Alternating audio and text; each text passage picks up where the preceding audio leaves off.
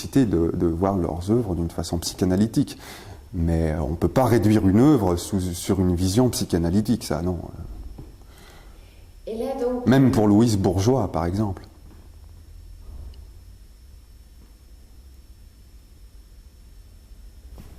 Et là, donc, on peut... L'art dans la nature, ça s'appelle. Land art. Là, donc, on peut penser au land art à ce moment-là. Est-ce que oui, mais moi, tu es senti proche de ce mouvement? Oui et non. C'est-à-dire que, théoriquement, les artistes du land art travaillent avec les matériaux de la nature et dans la nature. Et souvent, c'est même pas souvent, c'est en règle générale, leur travail reste éphémère de par les matériaux qu'ils emploient. Moi, je ne suis pas dans cette logique-là. Alors où je suis, j'arrive pas vraiment à me situer par rapport à ces artistes du land art, mais je ne suis pas un artiste du land art, puisque moi je fais qu'une empreinte de la réalité, donc une empreinte de la nature en ce qui me concerne. Mais ce n'est qu'une empreinte, c'est plus un travail photographique où le photographe va sur place et prend sa photo. Moi, c'est ce que je fais en prenant des photographies, mais en prenant aussi des photographies volumétriques, c'est-à-dire des empreintes, des moulages. Oui, mais tu l'as un petit peu modifié, cet arbre. Tu n'as pas fait, là, tu n'as pas fait... Pour la première pièce, oui. Je suis plus pour la toute... D'accord, ok. Pour la toute première pièce, c'est-à-dire pour Adonis. Adonis, c'est vrai que je suis plus dans une intelligence du land art. Mais après, petit à petit, je m'en suis détaché. Voilà, mais à ce moment-là, donc pour cette photo-là, tu t'es senti proche de... Je me suis senti proche, mais je me sens encore proche de ces artistes-là, notamment surtout, je dirais, de la deuxième vague du land art, c'est-à-dire de la vague anglaise, avec Wolfgang Leib, et puis avec Andy Goldsworthy. Alors, par rapport à ce travail, toujours, du creux de l'arbre, avec Andy, là, tu penses que ton travail s'est rapproché du travail d'Andy Oui. Avec Adonis, j'en étais proche. D'accord. Mais aujourd'hui, c'est pas le cas. Aujourd'hui, il y a une réelle différence. Mais avec Adonis, tu penses que tu... Oui, je viens de le dire. Parce que je pensais que vous aviez un travail quand même qui était différent. Non. Non.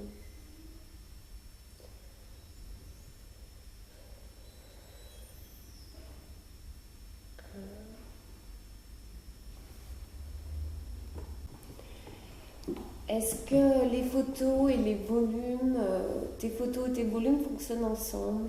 Oui, ils sont à la fois autonomes et à la fois interactifs les uns aux autres. C'est-à-dire que oui, un élément pris seul peut avoir son autonomie, mais de cet objet dépendent les autres. Puisque je suis dans le moulage du moulage, c'est-à-dire dans l'empreinte, dans la trace. Et voilà, dans la trace, c'est important, je trouve. Une trace comme la trace d'une particule élémentaire. C'est-à-dire que cette trace, on n'est plus dans la matière, on est dans la trace de quelque chose. On est justement dans l'immatérialité de la matière. D'où l'importance pour moi de la trace à travers le moulage, à travers... à travers les photogrammes, les photogrammes sont la trace d'une photo, qui deviennent eux-mêmes trace d'une autre photo, etc. Tout comme les tirages par rapport au moulage, qui deviennent la trace d'une trace. Voilà. Et donc, pourquoi avoir utilisé des procédés différents pour représenter cette immatérialité? Alors, c'est un peu un jeu, c'est-à-dire que mes photographies, en règle générale, sont proches du volume, et mes volumes sont proches de la photographie. Il y a un petit jeu comme ça que je fais, où je présente souvent mes volumes comme des images, et mes images comme des volumes. D'accord, donc c'était un peu ce jeu. C'est un jeu, c'est savoir où est la matière à travers le volume, c'est-à-dire la réalité, et où est le virtuel, l'immatériel à travers l'image. Et il se trouve que mes images deviennent volumes, donc réalité, bien que ce sont quelque part des immatérialités, donc des virtualités. Et à l'instar de ça, mes volumes deviennent une virtualité. La réalité devient une virtualité. Finalement, c'est très contemporain tout ça.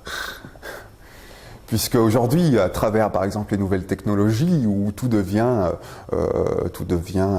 abstrait, immatériel, tout devient virtuel, et bien ça pose le problème de qu'est-ce que l'on voit, qu'est-ce que l'on ressent, et ce que l'on ressent est-il la vérité, ou ce que l'on ne ressent pas est-il une virtualité?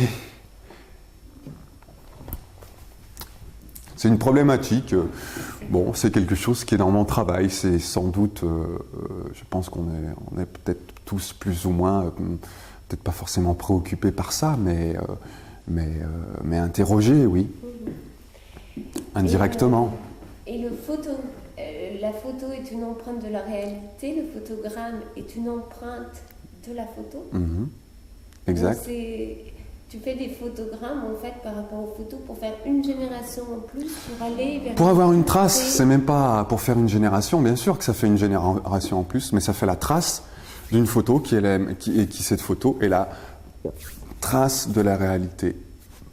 Donc petit à petit, par génération de génération, pour la photo c'est le photogramme, pour le volume c'est directement le tirage, de par ces générations, j'arrive à... comme je l'ai dit tout à l'heure, à une immatérialité de la matière qui est matérialisée. Je ne peux pas en dire plus, je crois que j'en ai fait le tour et je me répète. Je voudrais que tu me parles de la spiritualité dans l'art, de l'art. Est-ce que tu penses que l'art va vers une spiritualité? Alors, c'est vrai que toute la période moderne est une problématique purement plastique, c'est-à-dire avec les modernes on est dans l'art pour l'art. Et je crois qu'aujourd'hui cette logique est révolue, même si encore à travers les institutions on essaie de nous prouver un peu le contraire. Je crois que cette logique de l'art pour l'art est bel et bien finie et qu'on va vers un nouvel art, et que moi il me semble que cette nouvelle ces nouveaux artistes contemporains, cette préoccupation, c'est une préoccupation de l'ère du temps. Et je crois que Malraux, quand il disait que l'art du troisième millénaire du XXIe siècle sera spirituel ou ne sera pas, je trouve qu'il avait totalement raison, puisque déjà l'art est, mais en plus, je trouve que d'ores et déjà, il est spirituel, de par, bien sûr, les nouvelles technologies, mais surtout de par une quête du sens que l'on a perdue dans la période moderne, la quête de sens. Et toi, ton travail, Et c'est ce que je fais à travers mon travail. Mon travail est une quête, et une quête de sens, une quête de l'essentiel, de l'essence, du sens. Et là, j'ai un grand merci à dire à Malraux, puisqu'il a dit ça dans les années 60, où on était en pleine matérialité.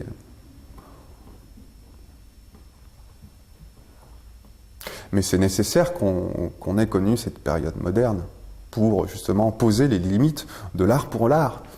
Et je crois qu'après Sur-Port Surface, on a posé cette limite-là. C'est pour ça qu'on a connu la postmodernité et qu'on est encore un petit peu dans cette logique postmoderne.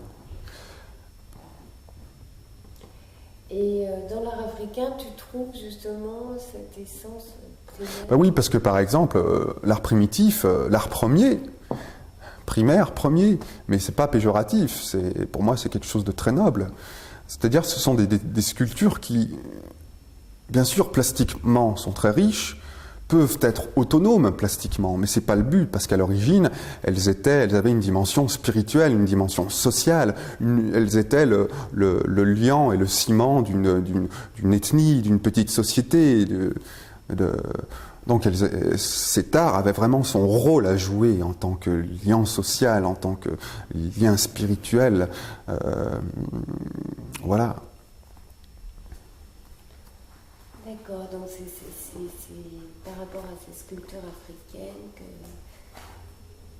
tu Tu te sens proche de ce travail. Je me sens proche de ce travail, et puis l'art africain, souvent à travers la statuaire, est une évidence cosmogonique, c'est une verticalité, et c'est pour ça que j'aime ces sculptures, et puis surtout elles sont dépouillées de tout, elles vont à l'essentiel, à l'essence. Comme moi, j'essaye d'aller peut-être à l'essence de quelque chose, ou à la particule élémentaire, ou au-delà de cette particule élémentaire, eh bien, aller au sens premier, au sens primitif, à la vérité, et non pas au baroque, au dépouillement de tout.